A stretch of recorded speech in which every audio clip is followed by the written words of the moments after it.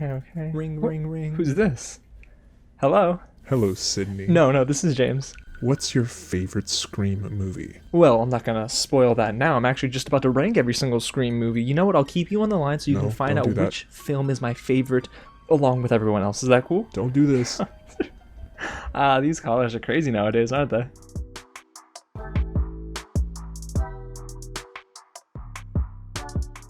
What's going on, everyone? James here, and today we're gonna rank all 4 Scream movies, and I'm so excited to do this before I go and watch Scream 5. My screening is tonight at the time of recording, and I'm gonna be dropping my spoiler-free review tomorrow on Thursday, so you're not gonna want to miss out, and I'm gonna let you guys know where it ranks among the others. But today we're just getting into my ranking for Scream 1 all the way to Scream 4. It's been a joy to go back and rewatch this series yet again. I surprisingly haven't seen the series in its entirety until last year. But all those confessions aside, I love this franchise. There are some duds, but for the most part, I have fun with every single one of these films. Well, almost every single one of these films. Now, before I get started ranking from worst to best, if it is your first time here at the channel, welcome to Real James, where I love talking about movies just like this, so you're not going to want to miss out. Go ahead and hit the big red button below, subscribe to the channel, help us get closer to 10,000, and hey, go ahead and hit that thumbs up button and tap on that bell so you don't miss out on any great content that we have coming up this year. And get loud down below in the comments. Let me know your ranking, where you have Scream 1 all the way to Scream 4, and if you've seen Scream 5, throw it in there too. That's okay. Alrighty guys, so let's get started with my number 4, and that is Scream 3, directed by Wes Craven, written by Aaron Kruger, and starring Neve Campbell, Liev Schreiber, Patrick Dempsey, and Courtney Cox. Now this movie is bad. Now I'm not going to cut any corners. This is not only a bad Scream movie, this is a bad film, and it sucks because this is one of the only films, if not the only film currently in the Scream franchise that is not written by Kevin Williamson, and I could tell. While the meta jokes are still around and that opening sequence is really fun with Cotton, I just don't think that the rest of this film is entertaining. It is not paced very well. It's a slog, especially in that second act, and I'll be honest, I got bored with some of the kills. It's just not as unique compared to the other films, and it pains me to say that because I want every film in this franchise to be great, but Scream 3 for me is one of those movies that is an outlier. And even though this was supposed to be the end of this trilogy and the conclusion to the story that we've been following with Sydney, I just don't think Neve Campbell was in this movie enough, and because of that, it kind of hurt the main plot. Yes, our legacy characters do as much as they can to help when it comes to David Arquette and when it comes to Courtney Cox, but the rest of the story is just not entertaining enough, and I don't think some of the supporting actors here were very strong either, and the reveal is incredibly underwhelming. I mean, that's one of the things I love about the Scream movies, is that the reveal is one of those aha moments, or either I got it right or I didn't get it right, and it's fun. But there's a lack of fun in Scream 3, so it's at the bottom for a reason. I wish it were better, but it is just so forgettable, and it's probably going to be one of those Scream movies that I'm not going to rewatch whenever we continue to get some of these chapters in the story. So I'm going to go ahead and move on before I get a little sad. So let's get into my number 3, which is Scream 4. It's directed by Wes Craven again, and written by Kevin Williamson, starring Neve Campbell, Lucy Hale, Emma Roberts, Hayden Panettiere, and you have some other awesome members like Anthony Anderson. Now this movie is stacked with talent, especially in that opening sequence where it's a movie within a movie. I think it's Stab 6 and Stab 7, and it is just so much fun. I loved how they brought in some talent that you could just totally recognize right off the bat, and it really was a breath of fresh air for the franchise, because again, after Scream 3, which debuted in 2000, and you got Scream 4 11 years later in 2011, I felt like this is the direction that I wanted to see the franchise go. And at this point, I'll be honest with you guys, this was the first time I had ever seen a Scream movie. When I first saw this film in 2011, I'd never seen any of the other Scream films. Saw the trailer and thought I'm in. I have some friends who tell me that's very weird, that I should have watched the others first, but I just didn't, and I was sold, but I just never went back and revisited the franchise. So last year I was able to watch Scream 1, 2, and 3, and 4 made much more sense.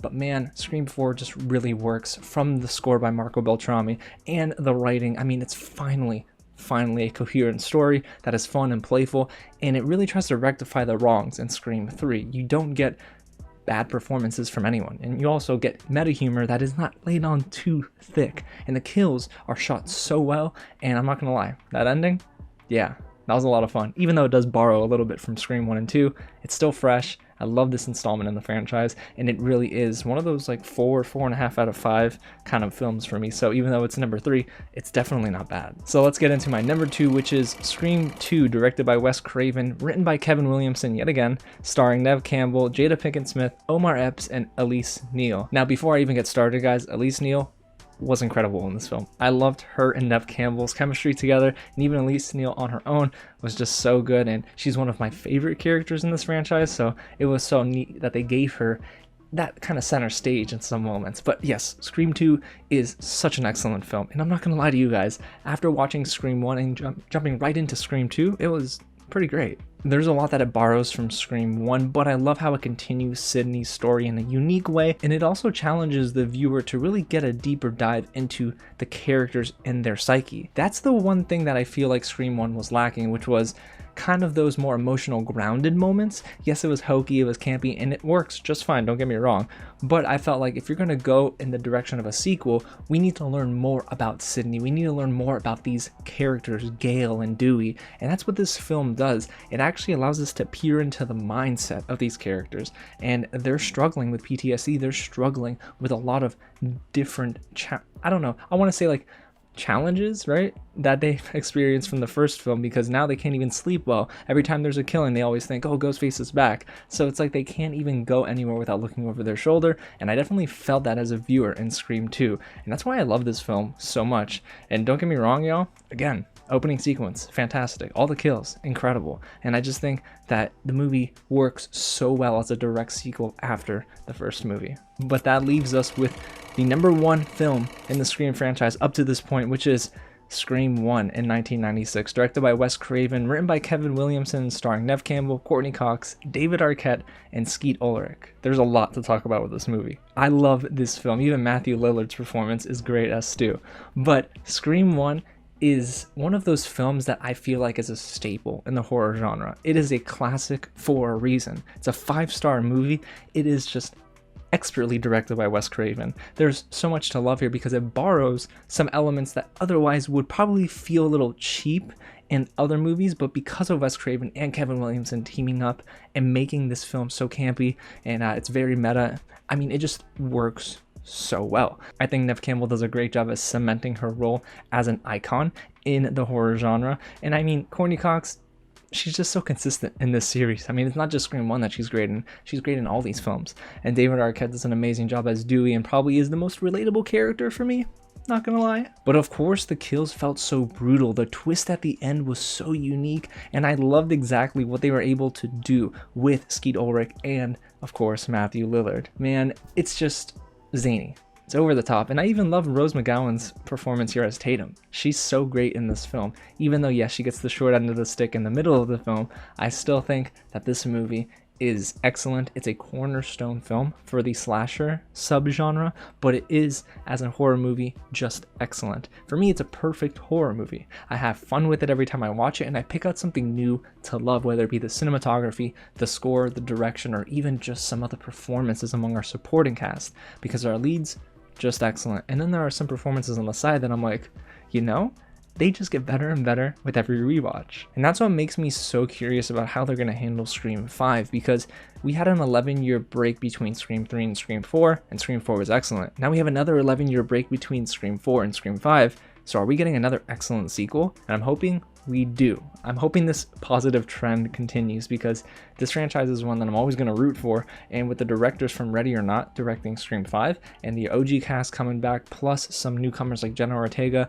Melissa Barrera, and we have Jack Quaid, I mean, what's not to love with how this movie looks on paper? So there you have it, you guys. That's my ranking of all 4 Scream movies leading up to Scream 5. The hype is real, but if you missed all of that and you just skip to the end, yes, we can recap my ranking. So starting with the worst Scream movie at number 4, Scream 3, and then we hop on over to Scream 4 at number 3, Scream 2 for the second place spot, and the top dog in the Scream franchise so far, Scream. Guys, this franchise again is so fun. I actually, on my TV right now, I think I'm going to go ahead and play Scream 4 one more time. I have a funny feeling that they're going to borrow some of the elements, but introduce maybe some more grounded horror elements, because this genre has changed over the years, and I'm so excited to see how they deliver a quality Scream movie. At least I'm crossing my fingers that it's a quality Scream movie.